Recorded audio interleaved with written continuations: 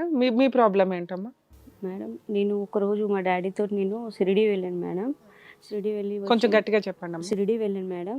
వెళ్ళిన తర్వాత అక్కడ రూమ్లో పడుకున్నాం మేడం. డాడీ నేను ఉన్నాము. ఉన్న తర్వాత అదేంటి మీ డాడీ మీరే వెళ్ళటం, మీ మమ్మీ మీ ఇంకా మీ అక్క వాళ్ళందరూ చెల్లెళ్ళు? అక్కడ ఉన్నారు. అంటే చెల్లి వాళ్ళు హాస్టల్లో గట్టా ఉన్నారు కదా మేడం. సో డాడీ అన్నారు నీకు ఒక్కదాన్ని తీసుకెళ్దాం పదా అని.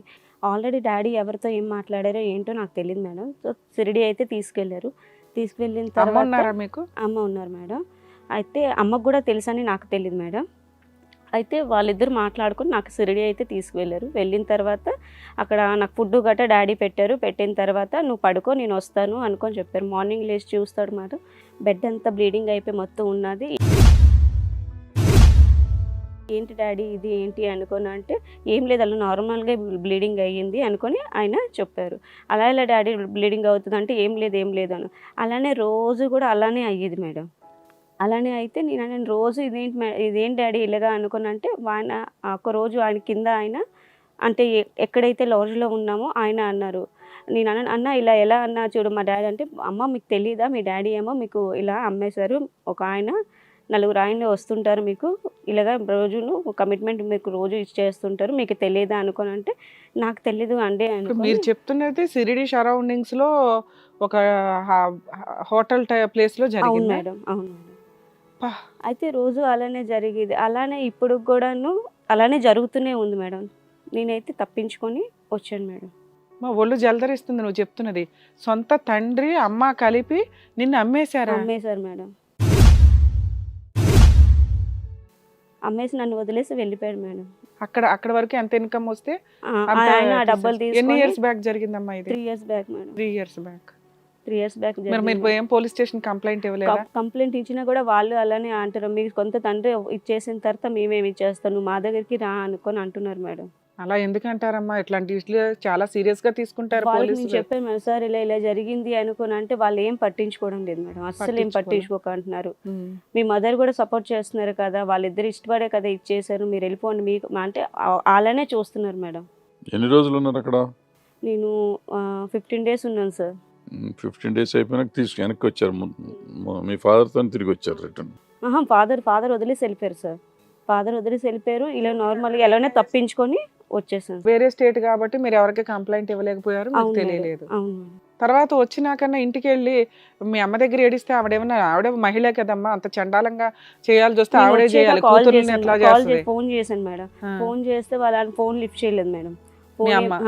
మదర్ కూడా లిఫ్ట్ చేయలేదు, డాడీ కూడా లిఫ్ట్ చేయలేదు, మా చెల్లెలు కూడా లిఫ్ట్ చేయలేదు, సిస్టర్స్ వాళ్ళు కూడా ఫోన్ లిఫ్ట్ చేయకుండా అసలు వాళ్ళు ఏ స్టేజ్ లో ఉన్నారో ఇప్పుడు? నిన్నే ఇలా చేశారంటే వాళ్ళని కూడా అలాగే చేసి ఉంటారు కదా. అదైతే తెలియదు మేడం. అయితే అది ఆ ఫోన్ లిఫ్ట్ చేయడానికి ఏవో కొన్ని యానిమల్స్ ఉంటాయి అంట, వాళ్ళ పిల్లల్ని వాళ్ళే చంపుకొని తింటాం. అలా ఉంది మీ ఇంట్లో స్టోరీ. ఇంత దరిద్రంగా ఉన్నారా మీ అమ్మ నాన్న? ఎవరు అసలు చెప్పు, తోలు తీసి ఆరేయాలని? ఎవరు చెత్తలాగా ఉంది. వయసు వచ్చిన పిల్లల్ని తీసుకొని వెళ్ళి ఈ రకంగా చిల్లర పనులు చేసుకుంటూ కూర్చున్నారు. అసలు ఏం చేస్తాడు మీ నాన్న?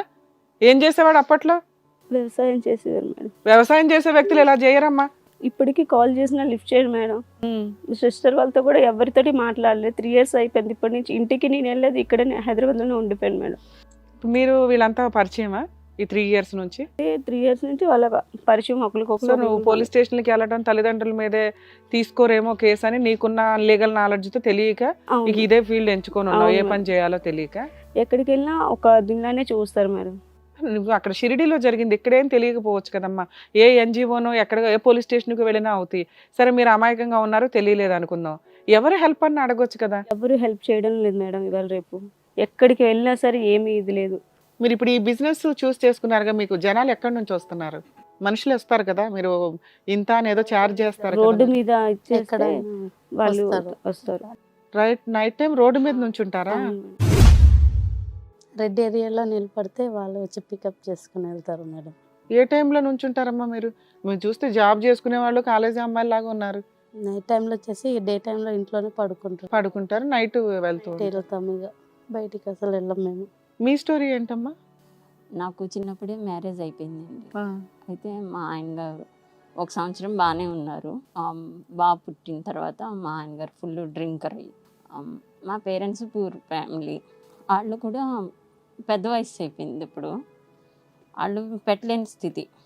అయితే మా ఆయన బయటికి వెళ్ళి సంపాదించడు, తను సంపాదించుకున్నది తనే తాగడానికి సరిపోతుంది.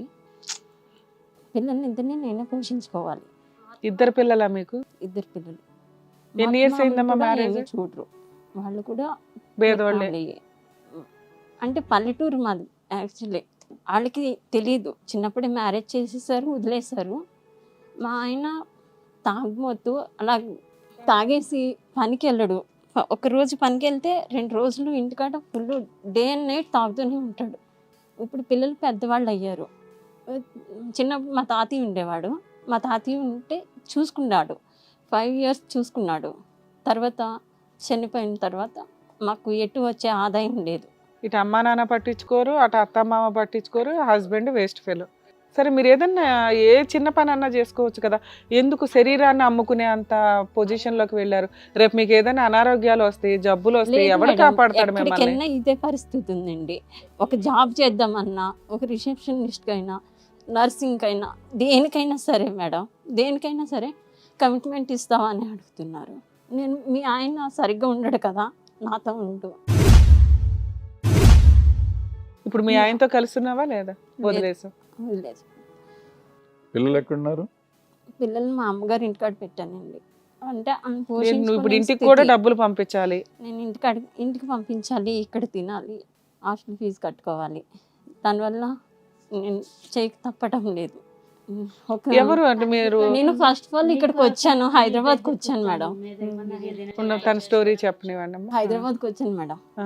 నేనే కష్టపడి నా పిల్లల్ని పోషించుకోవాలి. నా తల్లిదండ్రుల వల్ల కానీ, నా అత్తమామల వల్ల కానీ, ఎవరి వల్ల నాకు హెల్ప్ లేదు. నేను ఎలాగైనా నా పిల్లల్ని పోషించుకోవాలి. పంపించాడా మరి మీ ఆయన? జాబ్ చేసి ఎట్లా అన్నా సంపాదించుకొని రా అని పంపించాడు, లేకపోతే అతను తనకంటూ వదిలేసావా? బాధ్యత లేదు కదా మేడం. వదిలేసావా అతన్ని? ఓకే. తనకంటూ బాధ్యత లేదు. నేను ఊర్లో పని ఏమీ చేయలేను, అంటే పొలం పనులు గట్రా నాకు రాదు. దానివల్ల నేను సిటీకి వచ్చాను, ఎవరింటికాడన్నా పని చేద్దాము అన్నట్టుగా. సీనియర్స్కి ఇక్కడ ఎవరు సపోర్ట్ లేదు, ఎవరు హోటల్స్లో తెలియదు. కట్టా వర్క్ చేస్తా పెట్టుకుంటారు అని కట్టేయని హైదరాబాద్ సిటీకి వచ్చాను.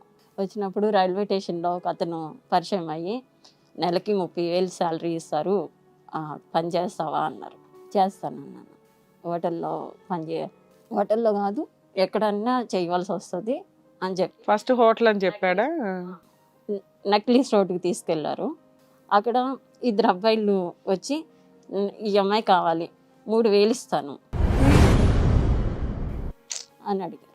ఇద్దరితోనే ఉండాలి, 3,000 ఇస్తారు. అందులో మాకు 1,500 ఇచ్చి 1,500 మమ్మల్ని పంపినవాడి తీసుకుంటుంది. ఓవర్ని ఇందులో మళ్ళీ 50% కమిషన్స్. మీ శరీరం మీద పీక్కు తినే జనాలకి 50% మీరు ఇవ్వాలి. నైట్ అంతా వాళ్ళతో ఉంటే మాకు 1,500 ఇచ్చి 1,500 వాళ్ళు తీసుకుంటారు. సో మీరు ఓన్గా చూసుకుంటే మీ ఆ కస్టమర్ మీకు ఈ ఏజెంట్ ద్వారా వస్తే మీకు మీరు మానేద్దామన్నా ఏజెంట్ ఊరుకోవట్లేదా అని మీ ఊరుకోరు మేడం, ఇంకా బయటికి కూడా వెళ్ళనియరు. అందుకనే నైట్ టైంలో వెళ్ళి చేసుకొని వచ్చి డే టైంలో ఇంట్లో ఉంటాం. అందుకే ఇప్పుడు డే టైంలో కుదిరి మీ నలుగురు ఆ ఏజెంట్ల చేతిలో ఇరుక్కున్నారా? అవును మేడం. అసలు మీరు అంటే ఏజెంట్లకు 50% ఇవ్వాల్సి వస్తుందని ఇక్కడికి వచ్చారా, లేకపోతే అసలు ఈ వృత్తే మానేద్దాం అనుకుంటున్నారా? ఈ వృత్తే మానేద్దామని. ఏ పోలీస్ స్టేషన్కి వెళ్ళినా సరిపోద్దుగా, మా షోకి ఎందుకు వచ్చారు మీరు? పోలీస్ స్టేషన్కి వెళ్ళినా అలాగే ఉంది మేడం. అలానే మాట్లాడుతున్నాను మేడం. మీకు నమ్మకం లేదు? లేదు భయం. మేడం. ఒక్కసారి పోయినాక మళ్ళీ మళ్ళీ అడుగుతాము మేడం. మీ గురించి మాకు తెలియదేంటి అందుకనే షో చూసి ఏంటి వాళ్ళు అట్లా మాట్లాడుతున్నారా? అవును మేడం. మీ షో చూసి మేము ఇక్కడ వచ్చాం మేడం, మీ సాయం ఏమైనా ఇస్తారేమో అనేసి. ఖచ్చితంగా అమ్మా, మేము ఏం చేయగలం అది చేద్దాం. కానీ అసలు వింటుంటేనే ఎంత నరకంగా, మాకు వింటుంటేనే ఒళ్ళు జలదరిస్తుంది. మీరు ఎంత నరకం మేము పడుతున్నారా ఒక్కొక్కరం రోజు రోజు అని. చెప్పుకొని అసలు ఇంట్లో బాధపడని రోజే లేదు. ఒక పండుగలు వచ్చినాయంటే మేము చేసుకోము, అవును, హాస్టల్లోనే ఉండాలి. హాస్టల్లోనే ఉంటాం. ఆ రాత్రి నలుగురు. బాడీ పెయిన్ వచ్చినా సరే మార్నింగ్ లేసి వెళ్ళక తప్పదు మేడం.